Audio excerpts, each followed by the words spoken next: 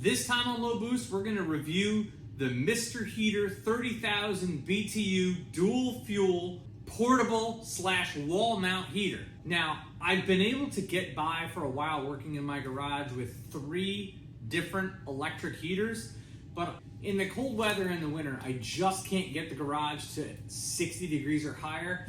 And working on my Shelby Daytona Coupe right now, I really need the temps to be 60 degrees or more because I'm doing silicone and seam sealer, and you really have to have close to room temperature conditions to be able to get it to work right. So I went out and got a dual fuel heater that you can either mount on the floor or mount on the wall. Now I'm gonna do both. I'm gonna try it on the floor, and then if I like it, I'll probably throw it on the wall and keep it there. Now I do have gas access in this garage for natural gas, but I don't know if I'm gonna use this as a permanent solution, because I think at some point I'm gonna get a mini split, which also heats, as well as AC in the summertime because it gets really hot in here. So at least I can use this for now, and then I can put it somewhere else or use it portably, however I want to use it. I'm gonna go over some of the simple steps on how to hook it up. They make a couple different models of these, but the reason I got the dual fuel one is because if I don't want to use a propane tank and I want to hook up to natural gas, which is what I run in my house, I can do both. But for now, we're just gonna try it with a 20-pound fuel tank, which like same thing you'd put in a gas grill, but you could get a bigger one if you really wanted to. I did get a hose kit because it doesn't come with one with it, and the kit actually comes with a 90-degree fitting, which is great because if you're actually gonna mount it on the floor, you want a 90-degree fitting to come off of it because otherwise it'll kink as it's on the ground. So you gotta get yourself a hose kit to hook into a propane tank. But if you're gonna run natural gas, you can do that too. It's got both hookups. It's really kind of idiot proof if you're gonna do one or the other. The 2 main advantages from running natural gas over running propane is you can run it off of your utility bill and it's hooked up to the rest of your house. You don't have to run an external tank. The second thing that's good about running natural gas is it doesn't have as much humidity as running propane. If I run propane in this garage a lot, it will create a lot of humidity, which could cause problems down the road. But I'm not having it running all the time. I'm only gonna have it run while I'm in here. So it's not so bad. And if I get a dehumidifier, that'll help too. Just as an extra safety caution, I did get a plug-in with battery backup carbon monoxide detector, because anytime you're running one of these things, you don't wanna have more carbon monoxide in here that could kill you. So this will let me know to get out or ventilate the room out. So I have that running all the time. All right, so let's say 38 up there, 41 now, 38. So I'll let this thing rip on high for like 20 minutes, and then we'll see what it does. I mean, that's 874 degrees. That's high. So that definitely is a lot hotter than any other heater that I had in here. She burned. She burning. All right, so an hour later, it's almost 60 degrees. I mean, over there, it's just about 60.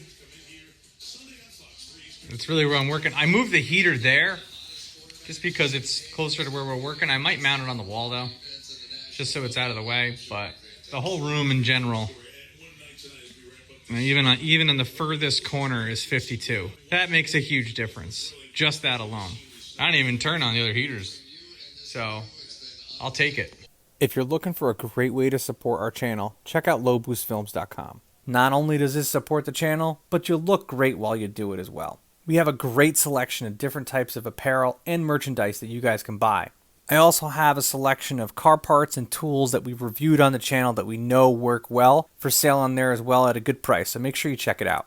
I will say, first time setting it up, it did take a few minutes to get it to light, because you got to get the gas through, you got to get all the air out of the lines. But if I click it here to pilot, push this down, this unscrews and you put the AAA battery in here, and that's your igniter. Push this down, you hold that down, get a little going. The pilot will stay on, and then you click it on and how high you want it. I'm gonna put it back to 2.5 is where it was, and then it'll light all of it. You'll see how it really starts to radiate. And it gets hot.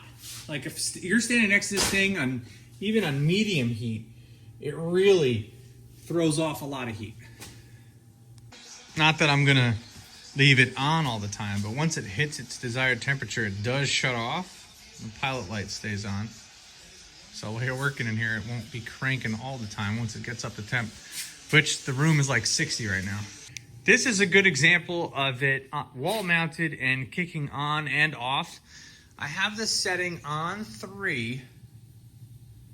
It's like 2.5, 3, but it's really doing a really good job even at that setting. Look at that, 62 in here, 63 almost. They say the 20-pound fuel tank that you run with these, you can get about 12 hours out of at full blast, which I only have it at like half. So in theory, I should get 24 hours of coverage at 60 degrees, and it's like 28 degrees outside right now. So that's actually pretty good. That's more than a 30-degree bump. But I will show you one thing. If you look here in the garage, you can see the condensation starting to pile up. Now, it's not noticeable anywhere else. Like, I don't feel water anywhere else, but you can see the condensation start to pile up. So I think at some point, I'm gonna get a dehumidifier if I keep it on propane. If you do natural gas, it's not as big of a deal. I mean, this is on medium, and I don't know if it goes any higher than that, but medium heat, 875 degrees. That's a lot. I mean, up here, it's 162. If you like look at the top here, though, it's like 110, 108, and that's just really the hottest part as it'll get. And I can still touch that by hand. Obviously, it's good to have, you know, you don't want anything else near it, but you can touch the whole thing by hand except for the front face here, which gets really hot.